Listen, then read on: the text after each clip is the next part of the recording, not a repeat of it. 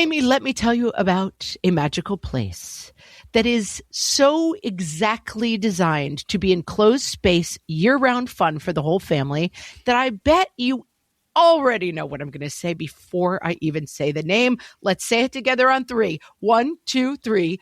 Great Wolf Lodge. You got it, Amy. My kids loved Great Wolf Lodge when we went. You probably already know that it has a huge indoor water park with a wave pool, lazy river, a bunch of massive water slides. But then your pack can hit the other attractions because, wait, there's more. Great Wolf Lodge has adventure-packed attractions like Magi Quest, a live-action game kids can play throughout the lodge, plus the Northern Lights Arcade. Spent some quality time there, so your kid who loves the lazy river and your kid who loves fantasy games will both have a great time. Great Wolf Lodge also offers great dining options and complimentary daily events like nightly dance parties, all under one roof. Unpack the car once and you're settled in to have fun. And with 22 lodges across the country, you're always a short drive away from adventure.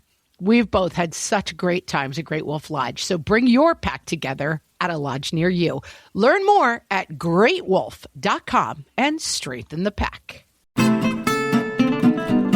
Hello, everyone, and welcome to Fresh Take from What Fresh Hell, laughing in the face of motherhood. This is Margaret.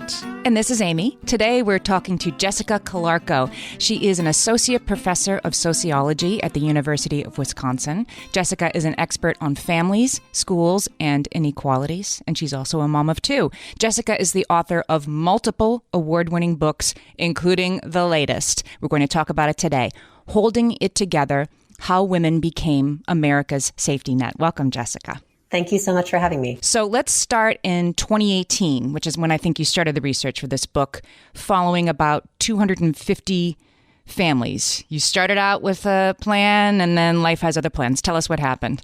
Sure. So, ironically, this book was originally, the book I thought I was going to write was going to be about the best laid plans of parenting, how you have kind of where you come up with the ideas of what kind of parent you want to be, and then how life goes wrong in the interim and how you cope with that and how that's shaped by the people around you and the kind of circumstances that you're in. And so my team and I, we started by recruiting 250 pregnant women from prenatal clinics in Indiana, surveying them about, all of the kinds of parenting decisions that they might intend to make, everything from, breastfeeding and co-sleeping to work and childcare.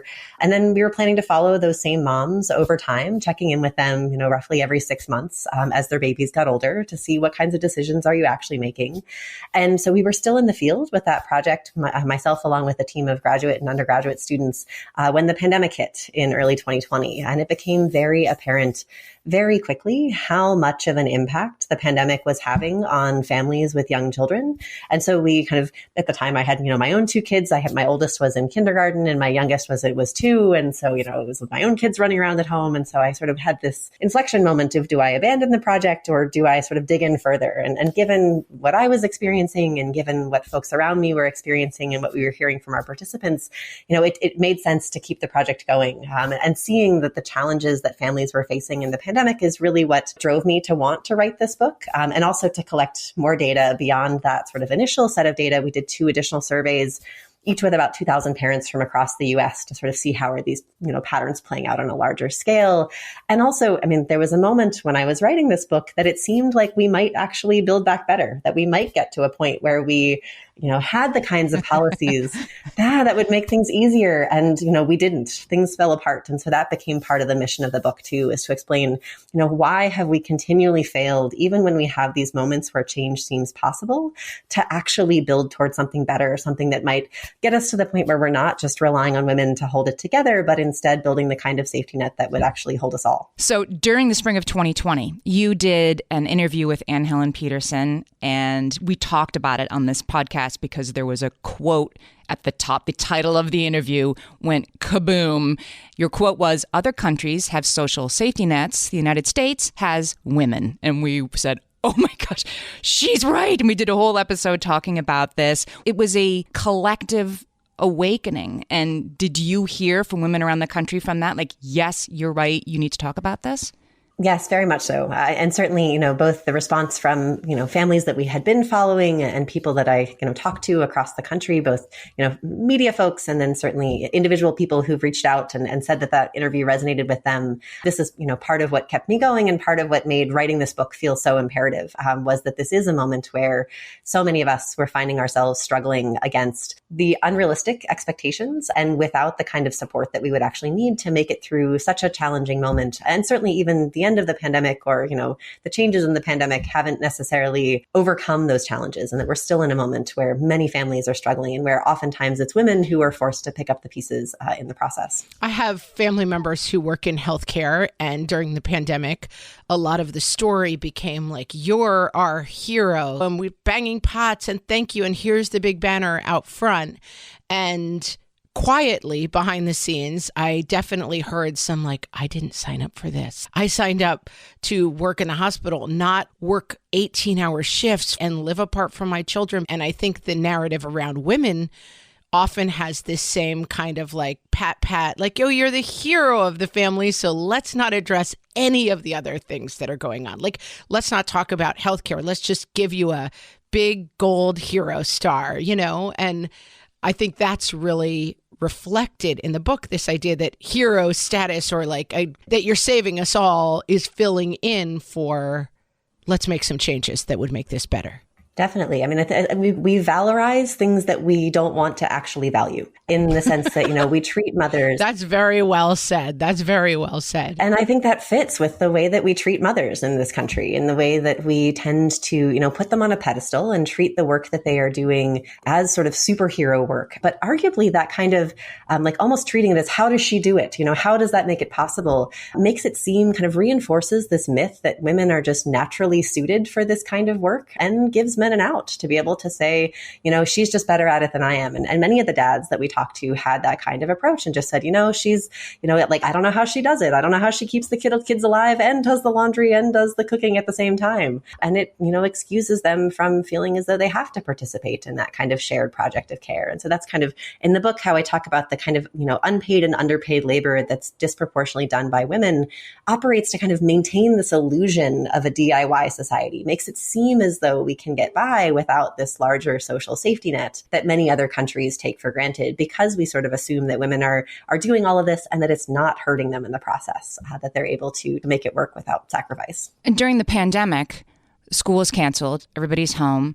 And I think that, at least for me and for I think a lot of our listeners as well, we just sort of fell into like, okay, so I'm going to work full time and I'm going to make 3 meals a day out of the dwindling things we have in the cupboard.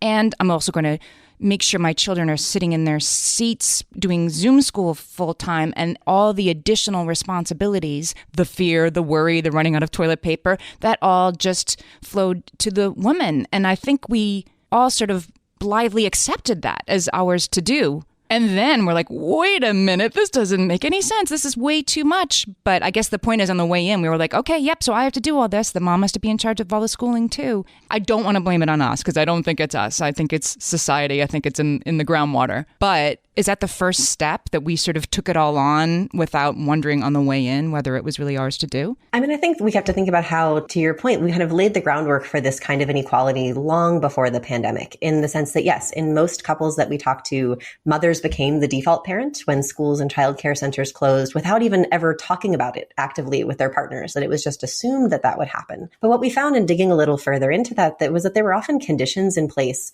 long before we got to the pandemic, where, because of things like gender pay gaps within most, two-parent couples where it's a wife and a husband, for example, because of gender pay gaps, she's often making less money than he is, because even if they're working full time, and certainly in many couples, because of our childcare crisis that we've been in for, many, many years now, even before we get to the point of the pandemic, even if both partners were working full time, at one point, it's possible that she's cut back her hours or moved into a more flexible role where she has, a slightly lower income, or is working part time, or is able to work from home some days. holidays, and those kinds of pre-pandemic conditions, both the gender pay gap, which made it seem logical to sacrifice mothers' paid work, and also these kinds of gender inequalities in job types of conditions, and who was able to work from home and who was already part-time or who was already in the kind of situation where they could work remotely while also caring for the kids, meant that for women, it just seemed natural and seemed normal for mothers to do this work in many households, not across the board. And then even in couples where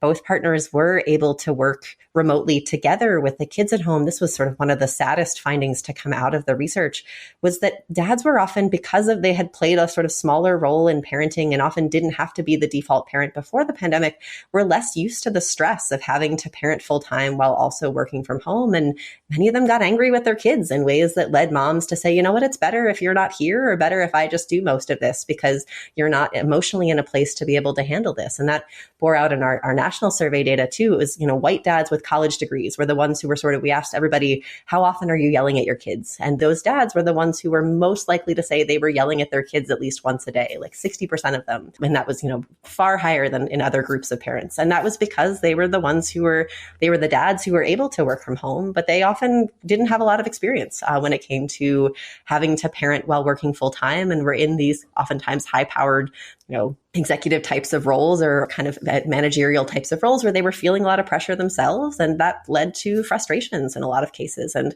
for moms, that often meant pushing dads back to the office or just taking on more of that responsibility, even when it took a toll, on their own well-being. I talked to one mom who was in that kind of a boat, who told her husband, it's not worth it having you here, just go back to the office, even though she had talked about how she gained 40 pounds in 3 months and how she had started drinking more heavily and how she had to go back to therapy because of the stress of having 3 kids at home and trying to work full time without that kind of support from a supportive partner. You're not worth my problems. I have 99 problems and you just get back to work instead of ever considering why is all this on me to do in the first place. Yeah, sounds very familiar. We're going to take a break and I want to click on that a little bit, this idea of gender roles and where they're coming from. We're talking to Jessica Calarco. She is the author of Holding It Together, How Women Became America's Safety Net.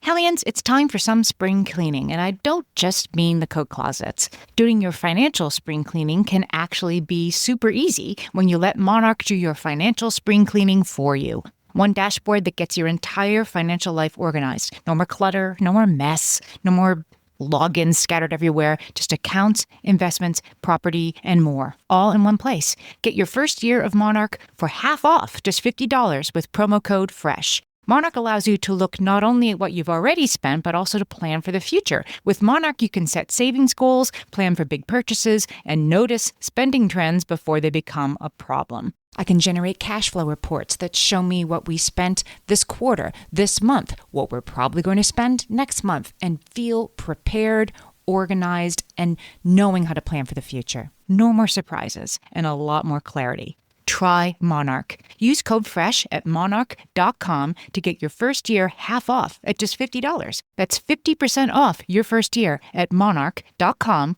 with code FRESH. All my kids learned to swim when they were little. It was super important to me that they be confident and safe in the water. There was only one problem with that: taking them to swim lessons. I mean, the pools were freezing. There were always cranky adults doing laps right there. And it was definitely not, for any of us, what you would call fun. Amy, heard. But now there's Goldfish Swim School. Goldfish takes a really thoughtful approach to swim lessons, combining research-based teaching with a warm, kid-friendly environment that actually helps kids thrive in the water. Every detail at Goldfish is thoughtfully designed to create a golden experience, from shiver-free, warm indoor pools to comfy waiting areas for parents to professionally trained lifeguards on deck. Goldfish uses an approach called the science of swim play, which combines guided play with proven teaching techniques to help kids learn to swim, build water safety skills, and gain confidence, all at their own pace. Lessons are designed to meet kids exactly where they're at. If you've been thinking about swim lessons or just wondering where to start, this is a great opportunity. Right now, Goldfish Swim School is offering a waived membership plus your child's first lesson free at participating locations. Just visit goldfishswimschool.com/free to find a location near you and enroll using promo code FREE. That's goldfishswimschool.com/free, promo code FREE. So let's talk about where these gender roles come from. I think some people possibly in the generation above our own might say, this is the way. I'm thinking of our friend Liz Lenz's book, The American Ex-Wife, where she talks a lot about going to all these church meetings and the women are like, marriage is hard, men are horrible, but you just stick with it. And her thesis kind of becomes like, wait, why? I'm losing the script a little on why we have to do this. What about people who say, this is just men and women? Women are nurturing and men are hunters. What is it? We're gatherers, they're hunters. Like, that's just baked in the cake. And these are the roles that we were destined for in this lifetime. Yeah. And I talk about in the book how actually some of that, presumption has been debunked by, better research. That if you look as far back as, kind of early research on evolution, actually much of that was intentionally designed to prove the separation of the sexes, to prove that men are superior to women and that men belong in the workforce and belong in sort of positions of power while women belong at home. And so early anthropologists often, Charles Darwin often explicitly collected data that made it look like men were the hunters and women were the gatherers as a way to prove that sort of presumption going in. But subsequent research has shown that going back and tracing actual evidence over time, that almost all of those, something like almost 80% of societies that have been documented with hunter-gatherer patterns, women are active hunters too, and men are active in gathering, that these roles are not as fixed or as binary as we often presume them to be, even if we look at the historical record and even if we look at the kind of anthropological evidence that's often used to justify this presumption, which raises questions about, so why do we believe this? Why do we want to think of men and women as kind of inherently and biologically different? And I think part of this comes from the fact that we have this society where there's too much risk to go around. Unlike other societies, we haven't invested in strong social safety nets. And so someone has to care for the children because we don't have a universal, childcare program, and families have to figure that out for themselves.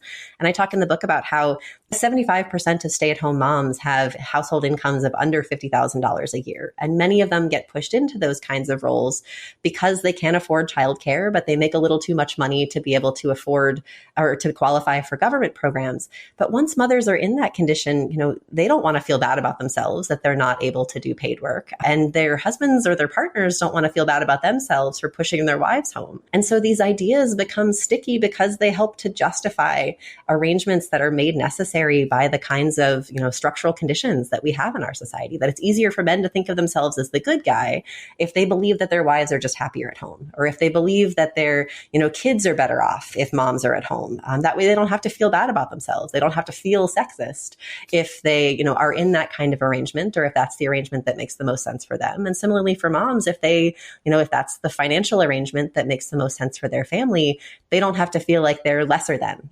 If they feel like this is where I'm supposed to be, this is the kind of, this is where I'm either serving my children best or serving God best, that those kinds of messages are sticky, in part because of how difficult we make it for women in this country to work for pay full time while also having young children at home. And then we've sort of valorized staying at home. And how does that affect a single parent, a lower income mom who doesn't have this choice to be meeting her kids at the back door with cookies, even though none of us who stayed at home with our kids did that either. But you see what I'm saying? Like, that's not even an option for you.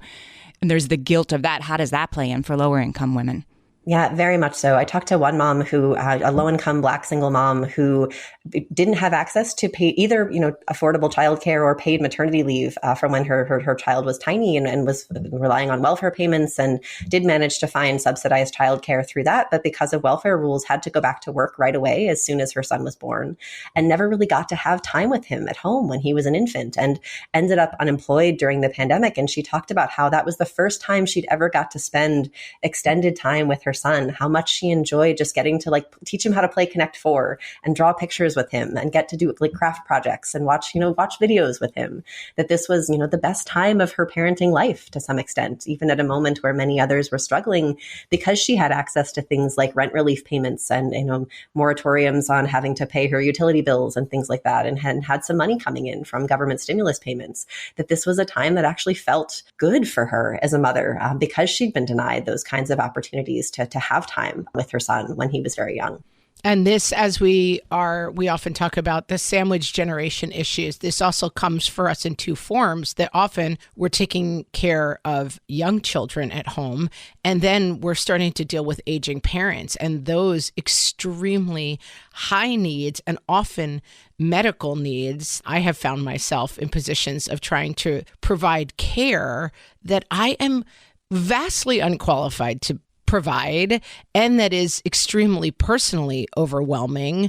But it really has amazed me as an adult woman how the work that you're expected to do when it comes both to children and to supporting people in the family who need support. It's wild out here, people. Absolutely. And certainly the disproportionate responsibility for caregiving, whether it's care for children, care for the elderly, care for sick family members in communities, all disproportionately falls to women. And they tend to be also self-reinforcing in the sense that if a mom is already home caring for children, it becomes very easy to assume that she can also take grandma to the doctor, that she can also help with these kinds of additional caregiving responsibilities. And so it tends to be, as opposed to, seeing, oh, you're doing so much caregiving on this end, somebody else will take over on this other end. Oh, this is something you're already very good at. You're already clearly showing that you're holding it together. You can certainly take on more in the process too. And I think those, and that's another place where inequalities come in the sense that for higher income women, they may have the opportunity to outsource some help with that care, either childcare or elder care, hiring home health aides, for example, though we can think about the challenges involved in that, given how low paid that work often is. But for lower income women, they often have no choice. And I talk in the book about one mom who's a low-income Black mom, Patricia, who she's one of the only people in her family who has a reliable vehicle. And so even though she is the primary parent for her, many young children and kind of is trying to, during the pandemic, was trying to work from home while also taking care of the kids, she would also be the one to drive her mom around and drive other people in her family around to get to doctor's appointments or to the grocery store, because she knew it was medically risky for them to rely on public transit. And she also knew that, she was their best option, that they didn't have cars or weren't able to drive. If they didn't turn to her, they'd have nowhere else to turn either. And she also worried about, what if I need help someday? And if I say no to them right now, then that's a risk. And so certainly I think for women who are in, even more precarious situations, that kind of sandwich responsibilities can become even heavier, both because they can't outsource and also because there's risks to saying no when other people ask them for support as well. You talk a lot in the book about the DIY society. So tell our listeners what that is.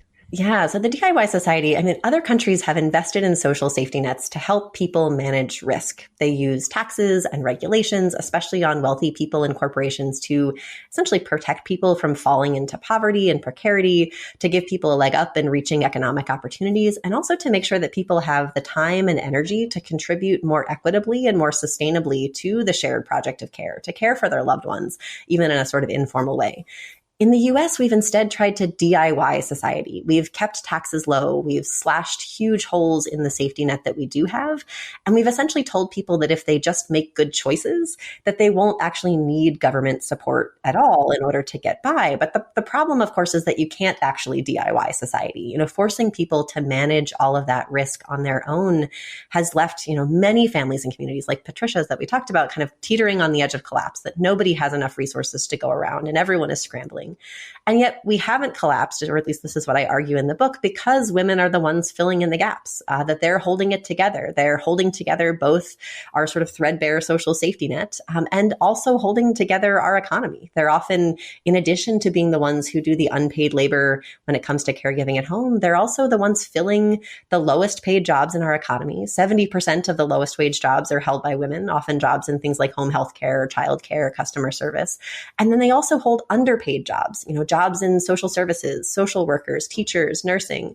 And this is in part because these are jobs, yes, they're often highly feminized jobs, but that's in part because they are jobs that can't be easily automated or outsourced. And so they're so labor intensive that it's hard for them to make a profit.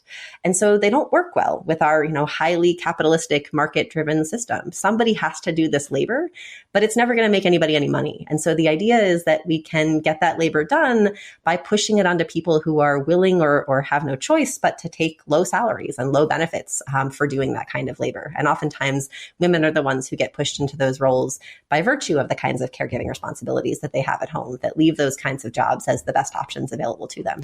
We're talking to Jessica Calarco. Her book is called Holding It Together, and we'll be right back. At DSW, we ask the important questions, like, what shoes are you going to wear? Whether you're prepping for wedding season, festival season, or just planning the ultimate vacay, the right shoes can make or break an RSVP. So own the moment. You've got big plans, and we've got just the shoes. At the perfect price, of course. Get ready to get ready with Designer Shoe Warehouse. Head to your DSW store or dsw.com today and let us surprise you. My favorite skincare products actually feel more like self-care, like they're so nice to put on and they smell so good that I'm actually happy when I get to that part of my day. And I swear that is how I feel about Osea's anti-aging body balm. Amy, you are usually the lotions and potions queen on this podcast, but I have to say, hard agree. Osea's anti-aging body balm is a liquid silk body balm that combines the lasting hydration of a lotion with the firming power of a serum, leaving skin smoother and firmer. This body balm is clinically tested and designed to deliver visible results you can see and feel. So we've gotten to use this product for a couple of months now, and I swear I have really noticed firmer and smoother skin, like on the back of my hands. It's like getting a mini spa treatment from head to toe. Get a spring-worthy glow with clean, clinically tested skincare from Osea. And right now, we have a special discount just for our listeners. Get 10% off your first order site-wide with code FRESH at OseaMalibu.com. That's 10% off your first order with code FRESH at OSEAMalibu.com.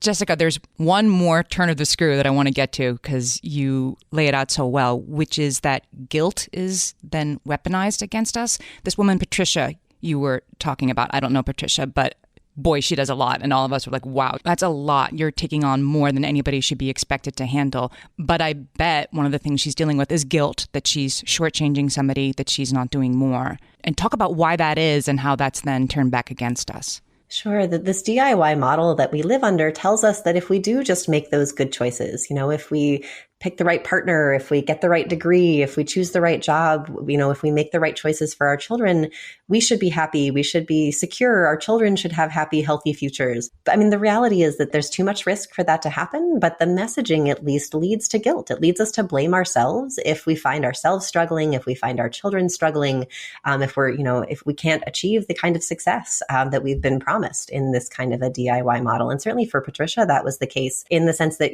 during the pandemic, she's trying to work from home remotely as a customer service representative while her 3 young kids are also at home with her. And she talked about the guilt that she feels that she wasn't able to give them the attention that they wanted. And that even when her workday was done, she talked about how she needs to remind herself not to clock out mentally as a mother too, in the sense that, she was so burned out from dealing with other people's problems all day as a customer service rep that it was really hard to just have the emotional energy to listen to her kids. And that was actually what led her to switch from working 5 days a week to working for pay 4 days a week instead. So she'd have an extra day to pay more attention to her kids. One of her sons was struggling in school, and so she wanted to be able to do more with him on that front. But that's where her extended family stepped in and said, oh, you have this extra day off. Can you give us a ride? Can you do these? And so it, quickly got eaten up in the process. And so she talked about I wish I could say no, but I feel like I can't, because then I would feel guilty that I'm letting my family down, that I'm letting my community down. And I'd worry that other people might not help me when the time comes down the line too. And so I think there's,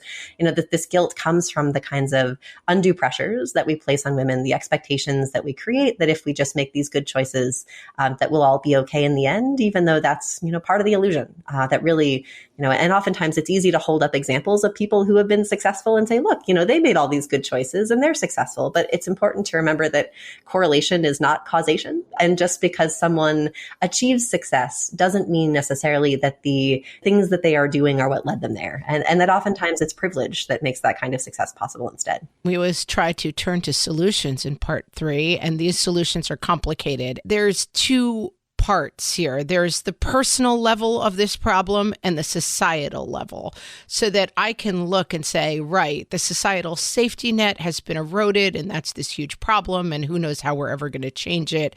But also, my kid needs extra reading help and grandma needs to get to dialysis. So what are we talking about here? How do you merge kind of those conversations where the realities of the personal come up against the more societal? Or am I even setting up that question correctly? I don't know. I think you're absolutely right that there's this tension in the sense that in the short term, we have to just find ways to meet people's care needs. And oftentimes that does require sticking to the status quo and sacrificing ourselves to make sure that that work gets done. At the same time, I think that we can think about how we could be redirecting some of our energies toward a more collective push for broader structural change, to put in place the kinds of policies that would ensure that we have the time and the energy and the resources and the protections that we need to actually do that informal care work more sustainably in the process too, in the sense that, like each of us as individuals, if we're only focused on our individual efforts, then it's very hard to ever think about getting to a place where we could have it better than we do right now. But if we're able to kind of redirect some of that energy, and I'd say especially the energy that we're using right now to judge ourselves, that's a place where we often spend as mothers a lot of time on social media comparing ourselves to other moms, thinking about, oh, could I have done this better? And that's a piece of energy that we could translate into collective organizing, finding other people who are committed to this project and saying, hey, how can we help to figure out which one of us is going to run for local office? And how can we, support her in that campaign or support them in that campaign to be able to push for these kinds of policies? How can we help to elect politicians who are more inclined to put in place these kinds of policies? When it comes to things like, universal childcare, universal health care, which would take some of the burden off of individual families and especially individual women to be able to manage these kinds of care expectations. And I think in addition to that, it's not just about the universal childcare kinds of policies, but also things like universal paid family leave, universal paid vacation time, because what that does is it helps to sustain the caregivers. It helps to make sure that we all, and ideally not just women, but also men and people of all genders, have the time and the energy and the resources to be active participants in the care project, whether that's taking care of the children or folding the laundry or helping with cooking and cleaning and caring for elderly parents, that the more we put in place kind of limits on the demands that paid work can make on us and make sure that we have the time and energy to participate, the easier that work becomes and the more sustainable it becomes for everyone, as opposed to oftentimes just falling on moms. That's interesting to think about, that it can flow also from the societal level back to the personal level. There was some research in your book saying that parenting partners who earn about the same, also in your research, tended to divide their household labor more equitably. So actually being able to advance at work makes it also more likely that you will have a more even workload at home. Absolutely. And there's sort of a sweet spot. The closer partners are to equivalent incomes, oftentimes the more equally they tend to divide their caregiving responsibilities or their household responsibilities. And it's in part because having those financial resources gives women leverage in ways that being more financially dependent on their partners doesn't. Though there's an interesting sort of flip side phenomenon where when women become the primary breadwinners, it sometimes reverses, in the sense that when you have women who are far out earning their husbands, there's some, because of our sort of gendered scripts and the way that we judge men for not being the caregiver or the primary breadwinners, men can face blowback around that, which then oftentimes leads women out of guilt to do more of the housework and can lead men to shirk some of that to sort of regain their sense of manhood. And that's where I think we also have to push back against some of these gendered ideologies, some of these myths that help us to believe that women's work is, caregiving work is women's work and that men shouldn't be doing this kind of devalued work in our society. I think we have to push back on that front as well. And you talk in the book about that we do know how to do this when we want to, and giving the example from World War II. So can you talk about that? I feel like it gives a little glimpse of like, this isn't just some theoretical, like distant star that we'll never glimpse in our lifetimes. Absolutely. So essentially during World War II, the War Manpower Commission figured out that if we were going to keep the economy running at home, we needed as many women as possible in the paid workforce. And that meant not only the women who had previously worked, were mostly women either without children, kind of women who weren't married yet, or immigrant women and low-income women of color who oftentimes had no choice but to support their families. But they needed higher participation, particularly among kind of married moms with young children. And at the time, only about 1 in 30 of them were part of the workforce. And so they figured out that, but the problem is that not only do state laws often ban those women from being employed, and employer policies at the time often banned married women and women with kids from holding jobs, especially those that were disproportionately done by men.